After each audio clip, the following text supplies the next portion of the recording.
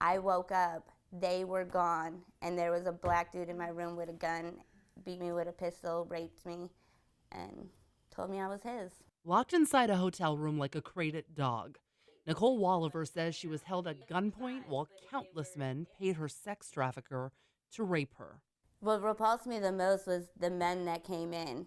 Like, here you got a girl that's bawling her eyes out, busted up, bleeding, got a black eye, a busted lip, and you're able to just perform sexually. It would be 2.5 weeks before Nikki says she escaped her captor.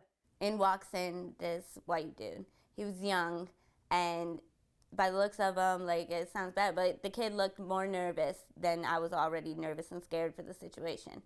And he had told my trafficker, he was like, dude, I don't feel comfortable with you standing in this room while doing anything while you have a gun in your hand. And he was like, I'll pay you extra if you leave the room. The trafficker left, and I looked at the kid and I said, thank you, and I ran. Nikki was 600 miles away from her home in Harrisburg.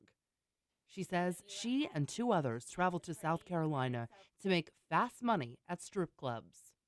The couple she was with took off in the middle of the night. Nikki had no problems with dancing. She loved dancing. And then all of a sudden, she ends up in a situation that's scary and it's dangerous. And she's not the only one that's ended up in those situations. Patty Seaman is the executive director of an organization called Peace Promise. She's also a pastor. Patty builds relationships with women like Nikki who work in the commercial sex industry. We want them to know that they're loved, they're valued, and if they need anything, we're right there to help them. Route 15 puts Central PA on the map for trafficking. It's a hub for transportation running right through Pennsylvania from Maryland to New York. Central PA, there's a lot of local women who end up in a situation where they're being trafficked or they're being exploited against their will. With Nikki's story, obviously it's very violent. Is that often the case? The commercial sex industry and violence go hand in hand. So it's an active area for prostitution. And a lot of trafficking victims come right through this area and people never know about it. Have you lost any friends to the sex industry? Has anyone died? Yes, a couple.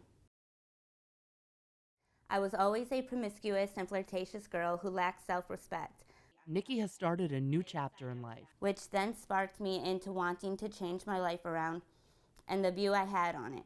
She completed a program at a safe house where she put herself through school, and she's now managing a hair salon. How do you keep yourself out of that scene?